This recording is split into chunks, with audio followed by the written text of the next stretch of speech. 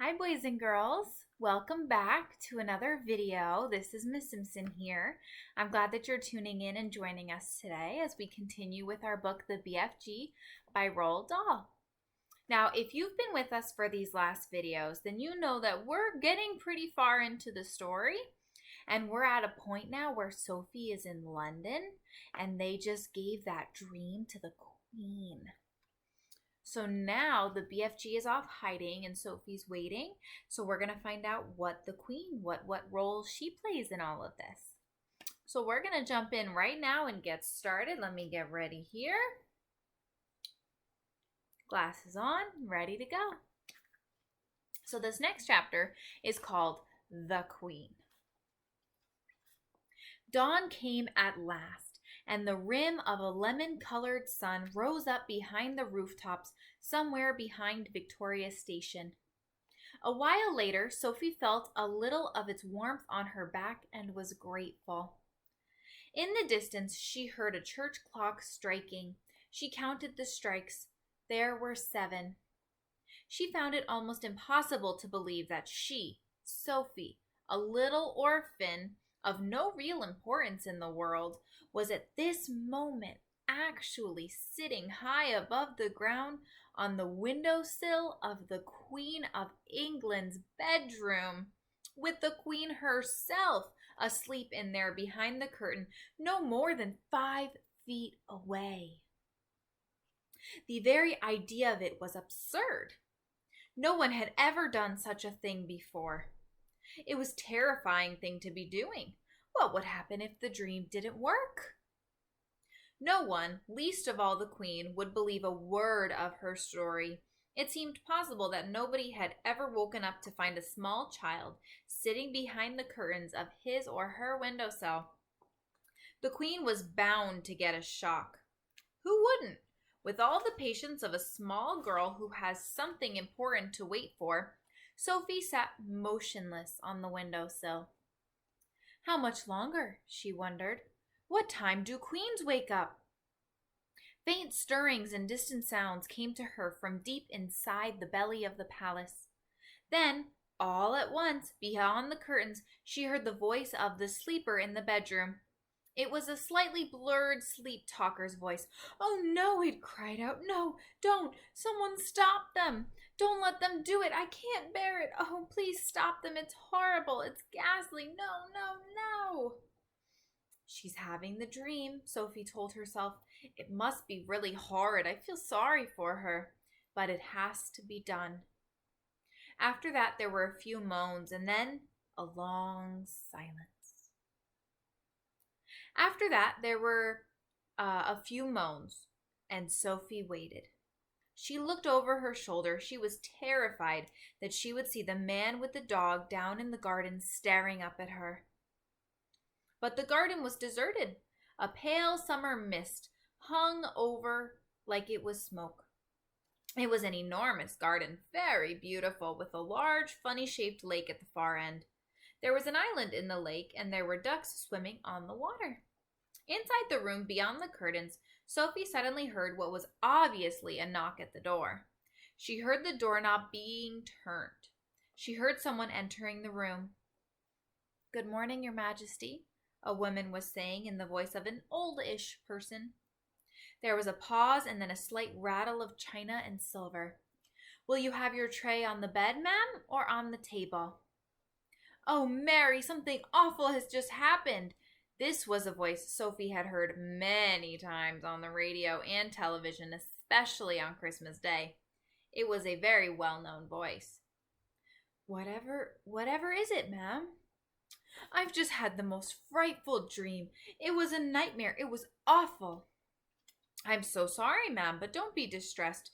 You're awake now, and it will go away. It was only a dream, ma'am."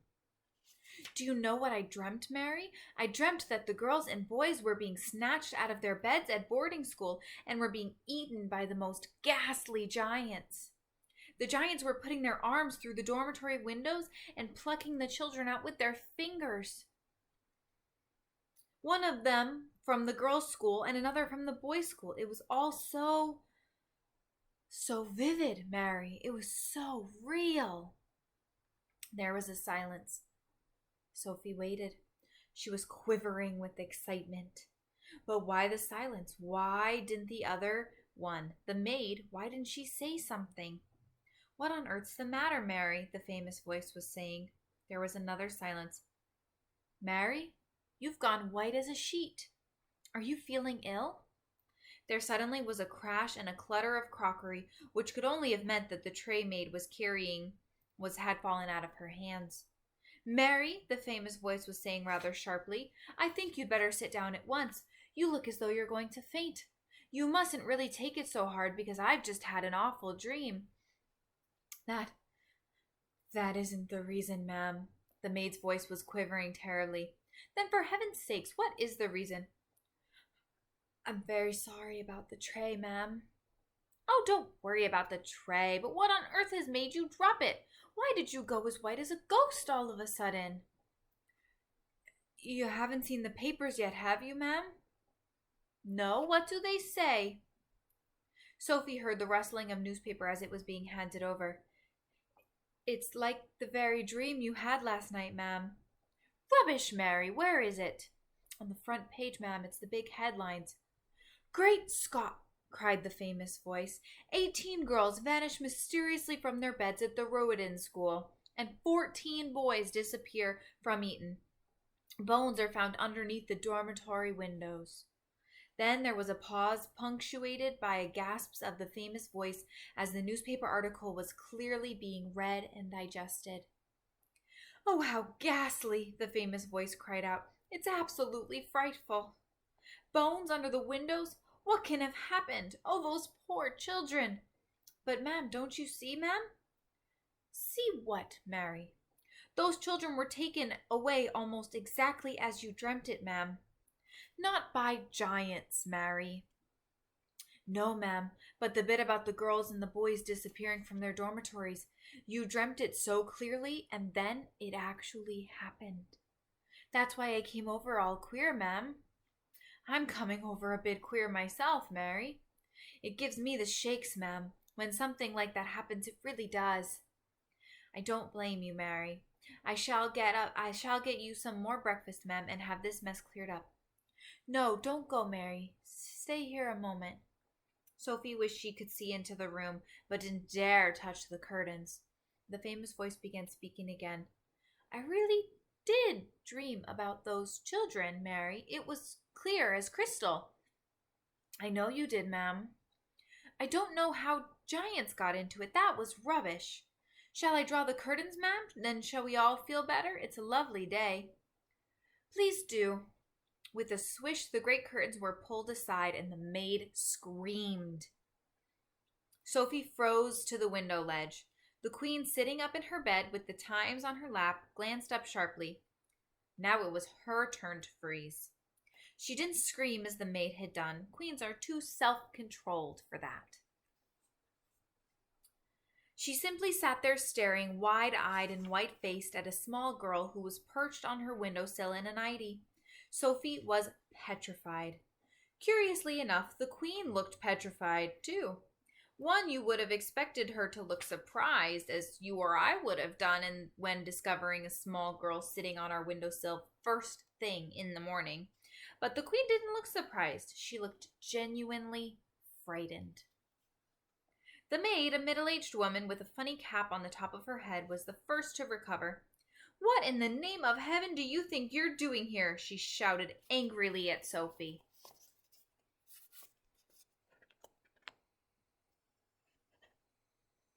So there's the maid and there's Sophie. Sophie looked beseechingly towards the queen for help. The queen was still staring at Sophie. Gaping at her would have been more accurate. Gaping is... Her mouth was slightly open and her eyes were round and wide as two saucers, and the whole of that famous, rather lovely face was filled with disbelief. Now listen here, young lady. How on earth did you get into this room? The maid shouted furiously. I don't believe it, the queen was murmuring. I simply don't believe it. I'll take her out, ma'am, at once, the maid was saying. No, Mary, don't do that. The queen spoke so sharply that the maid was quite taken aback.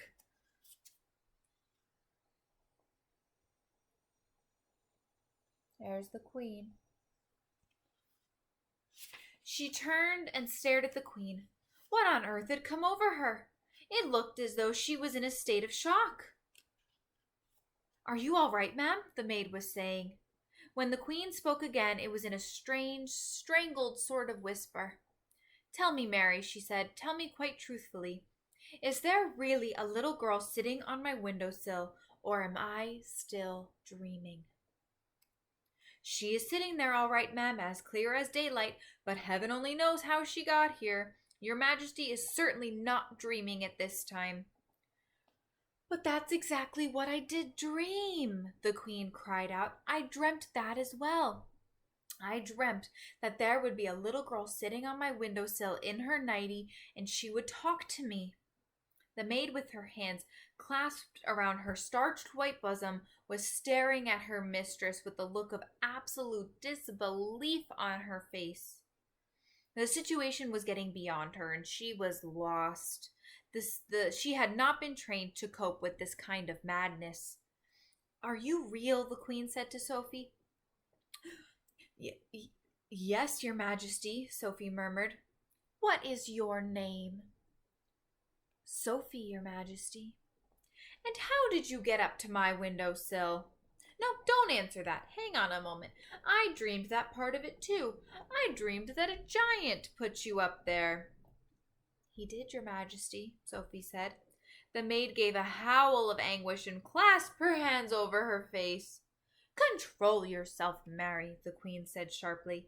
And then to Sophie she said, You are not serious about the giant, are you? Oh, yes, your Majesty. He's out there in the garden now. There's little Sophie again. Is he indeed? The queen said. The sheer absurdity of it all was helping her regain her composure. So he's in the garden, is he? She said, smiling a little. He's a good giant, your Majesty, Sophie said. You need not be frightened of him. I'm delighted to hear it, said the queen, still smiling.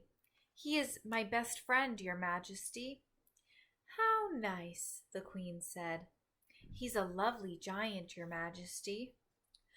I'm quite sure he is, the queen said. But why have you and your giant come to see me? I think you've dreamed that part of it too, your Majesty, Sophie said calmly. It took the smile that pulled the queen up short, took the smile right off her face. She certainly had dreamed that part of it. She was remembering now how at the end of her dream it said that a little girl and a big friendly giant would come and show her how to find the 9 horrible man-eating giants. But be careful, the queen told herself. Keep very calm, because this is surely not far from the place where the madness begins. You did dream that, didn't you, your Majesty? Sophie said. The maid was out of it now. She just stood there goggling. Yes, the queen murmured. Yes, now you come to mention it, I did.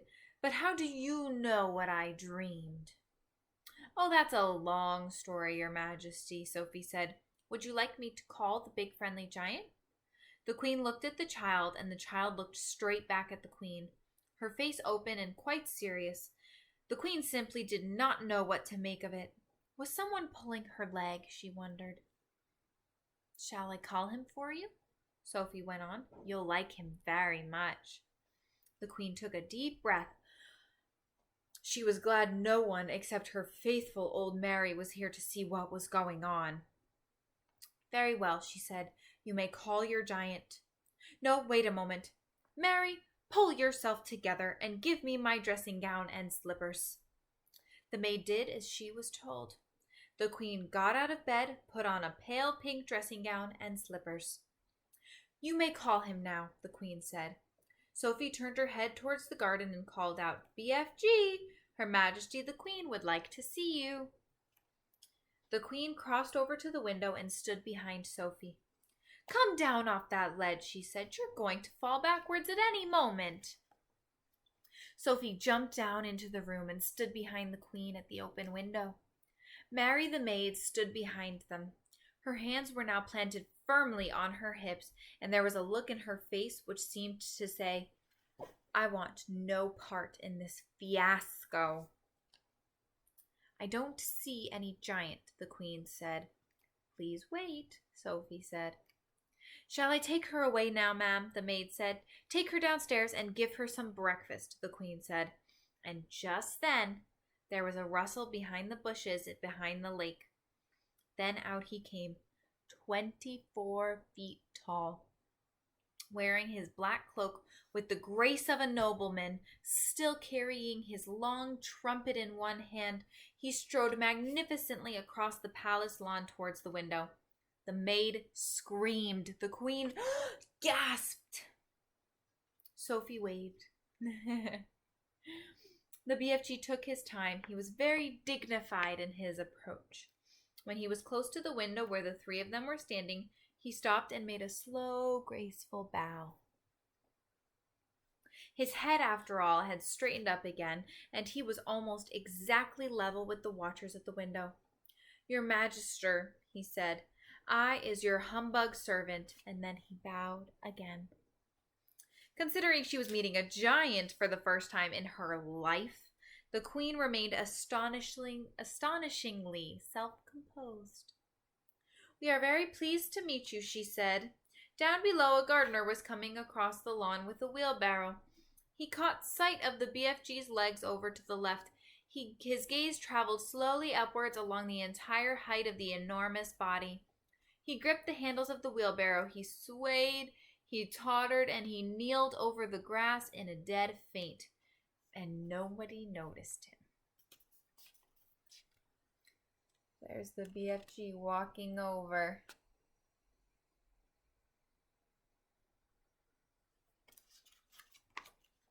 Oh, Magister, cried the BFG. Oh, Queen, oh, Monarcher, oh, Golden Sovereign, oh, ruler of straight lines, oh, old Sultana.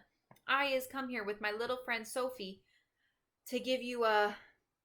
The BFG hesitated, searching for the word. To give me what? The Queen said. Assistance, the BFG said, beaming. The Queen looked puzzled. He sometimes speaks a bit funny, Your Majesty, Sophie said. He never went to school.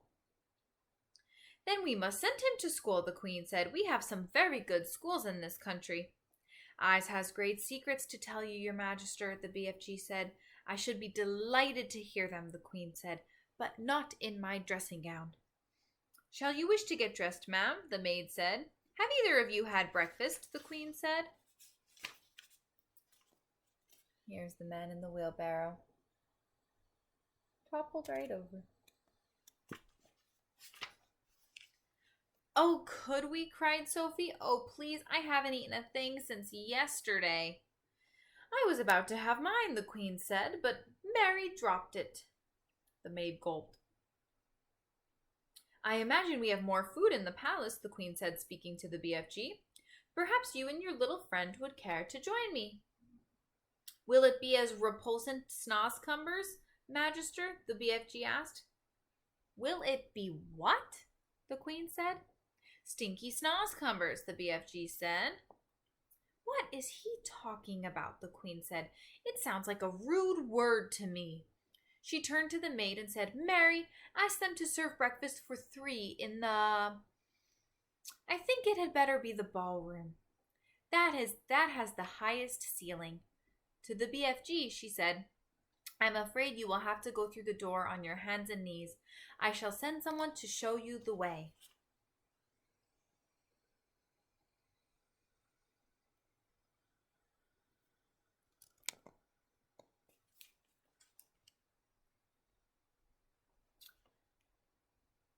The BFG reached up and lifted Sophie out of the window. You and I's is leaving Her Magister alone to get dressed, he said.